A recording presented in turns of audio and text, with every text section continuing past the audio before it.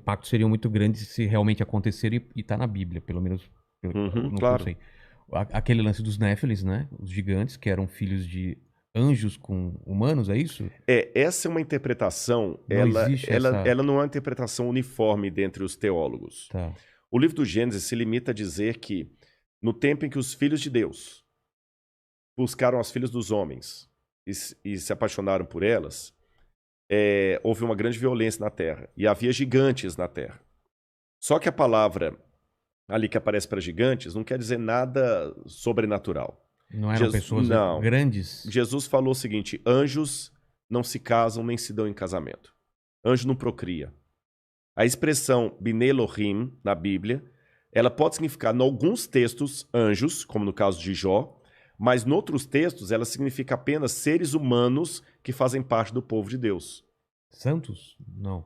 Não santos no sentido católico da palavra, mas santos no sentido de pessoas que escolheram o lado do bem. Ah, tá.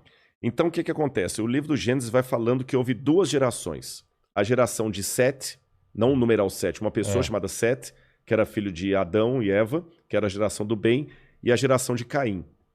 Aí a geração de Caim estava cada vez mais pervertida. E começou a aparecer muitas meninas bonitas aqui. Aí os filhos de Deus, que eram da geração de Sete, começaram a se apaixonar pelas filhas de Caim, as descendentes de Caim, que eram as filhas dos homens, conforme a expressão bíblica. E acabaram tendo relação com elas. Aí misturou o povo de Deus. Seria mais ou menos assim, grosso modo, como se de repente, sei lá, uma menina se apaixona por um camarada que ele é estelionatário. O pai já sabe que ele vai levar a menina para o mau caminho. Ou ele é líder do tráfico. A chance que aquela menina tem de entrar para o tráfico é muito grande. Ou de morrer com a bala na cabeça, porque a gangue rival do namorado dela vai lá. Quantas vezes a gente conhece esses casos assim, né? Que tem briga de facções e chega lá uma facção e extermina uma família inteira. Pai, mãe, menino, uma chacina. Por quê? Porque a filha daquela casa ali era namorada do líder do tráfico do Morro A. Aí o Morro B vai lá por vingança e mata todo mundo. Então foi a mesma coisa que aconteceu. Mas Alguém que então estava não- numa linhagem misturou com outra. Então não eram gigantes em tamanho, Não. era uma forma de falar. Vamos falar. E nem Eram for- homens violentos E até. não eram então não foram descendentes de anjos também. Não. Não tem Tanto nada é que a palavra Anakim, que aparece Onok em hebraico, Anakim significa pessoas violentas.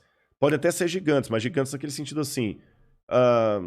Mike Tyson era um gigante. Ah, tá. Alguns que usam na NBA, você entendeu? O próprio Golias, que lutou Então. contra Davi, o Golias tinha 2 metros e alguma coisa. Não é algo tão diferente. Aliás, o Golias talvez até sofresse de gigantismo, que é uma doença mesmo, você sabe, né? Sim. Então acontecem esses casos, como tem pigmeus também. Mas, por exemplo, a idade do pessoal antediluviano, que eles viviam muito, isso você acha que é uma metáfora ou realmente eles viveram muito? Bom, uma explicação científica para longe de qualquer questionamento eu não posso ter aqui, eu tenho que ser honesto com você. Tá. Há muitos pontos obscuros. Eles viviam quantos anos mesmo? Às vezes, séculos. Por exemplo, a Matusalém, 969 anos. Caramba. Então, assim, existem coisas da história que estão além do meu alcance observacional. Mas também na física, isso não me atrapalha a minha fé, eu explico por quê. São pontos obscuros, mas aqueles que estão esclarecidos já me dão base para saber que se algum dia eu não entender aquele outro, ele é um absurdo. Mas não são erros de tradução. Não. Esse caso aí, eu vou até explicar a questão da data. Só deixa eu dar um exemplo. Tá. A física quântica pegou a física de Einstein e jogou na lata do lixo. Não funcionavam aquelas leis. Nada.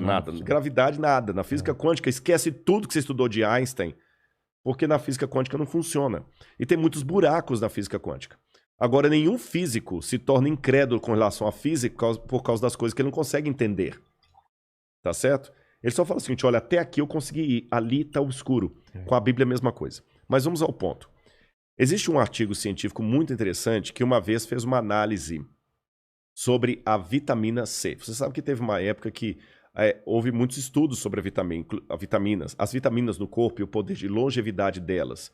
Linus Pauling, da tabela periódica, aquele cara que todo mundo odiou no ensino médio, que ficava decorando, né, e colocava uns nomezinhos para aprender em ACL, aquela coisa toda lá. O Linus Pauling foi um desses pioneiros. Eu não posso emitir juízo de valores sobre como é que está hoje a pesquisa das vitaminas, porque não é minha área. Mas durante algum tempo chegaram à conclusão, por exemplo, que a síntese da vitamina C no organismo permite ao indivíduo viver de 20 a 40 vezes a equação da infância dele. 20 a 40 vezes. Então vou te dar um exemplo. O papagaio sintetiza a vitamina C dentro do organismo dele. O papagaio vive 80 anos. 80 anos. E um papagaio se torna adulto por volta dos 20 anos. Então você vê, se ele se torna adulto com 20 anos, ele vive 40 vezes, né? Se eu estou fazendo correto a conta aqui, não, desculpe-me, 10 anos, 40, acho que é 40 vezes, 20 ou 40 vezes a fase da infância. Então você tem que fazer a conta. Sim. Qual que é a época que aquele animal, aquele ser se torna adulto? Aí você multiplica aquele período ali por 20 ou 40. É o que ele consegue se ele sintetizar a vitamina C dentro dele. Tá bom? Se ele não sintetiza, o máximo que ele vive seria 5 ou 6 vezes a infância dele em média. O ser humano não sintetiza a vitamina C dentro dele. É por isso que um ser humano ele se torna adulto aí, vamos colocar, com 10 anos. E se o cara vive até 80, ele viveu 8 vezes a infância dele. Se ele morre com 60, ele viveu 6 vezes a infância dele. É a média de vezes da infância. O papagaio não. É 20 ou 40 vezes a infância dele, mesmo que eu me atrapalhei nos cálculos aqui. A diferença é que um sintetiza a vitamina C, outro não.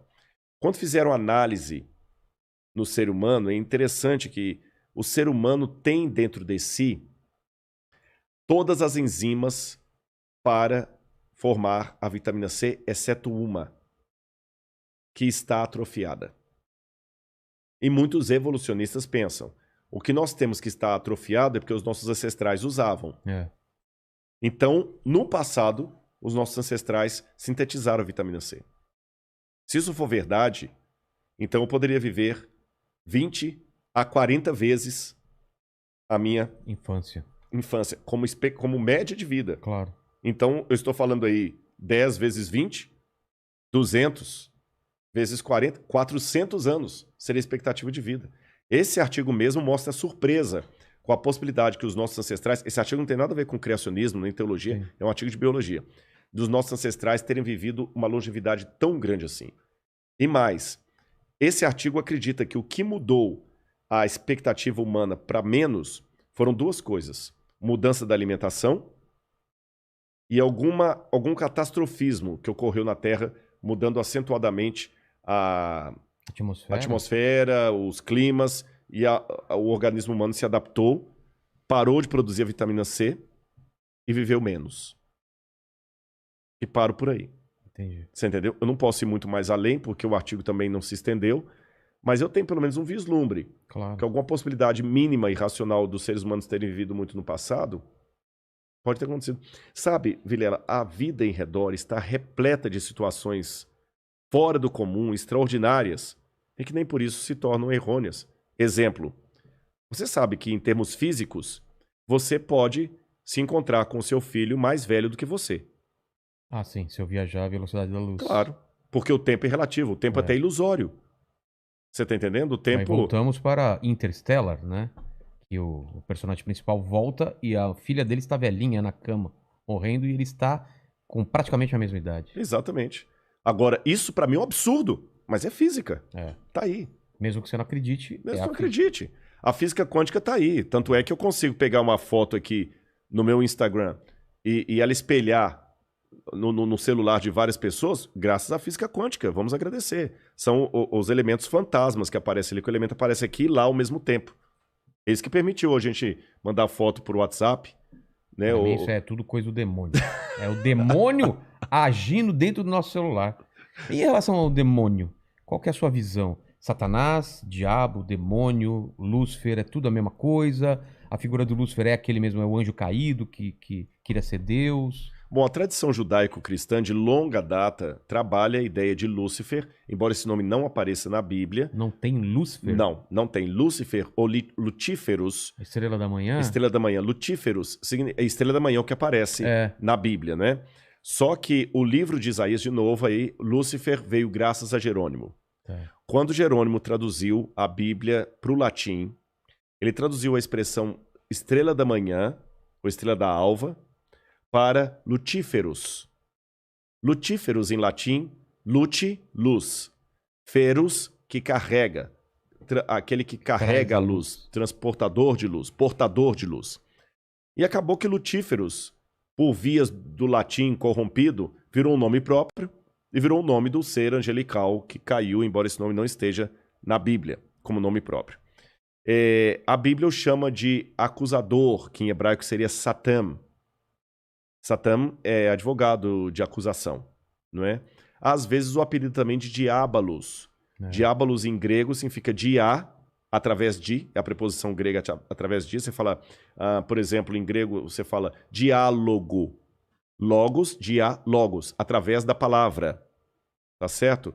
Diáspora, semente lançada através de. Diarreia, que corre através de. É tudo grego, meu irmão. É tudo grego. Tudo bem de lá. E balos significa lançado. Tanto é que balística, bala de revólver, balaustre, né? Balos é lançado em grego. Diabalos, aquele que foi lançado através de, para fazer uma referência a quando ele caiu do céu. Mas esses nomes, Lúcifer, Diabo, Satã, que eu falei adversário, são apelidos, títulos que esse ser angelical, um querubim, foi adquirindo ao longo do tempo. O opositor, né? A gente não sabe qual que é o nome próprio dele, a CNH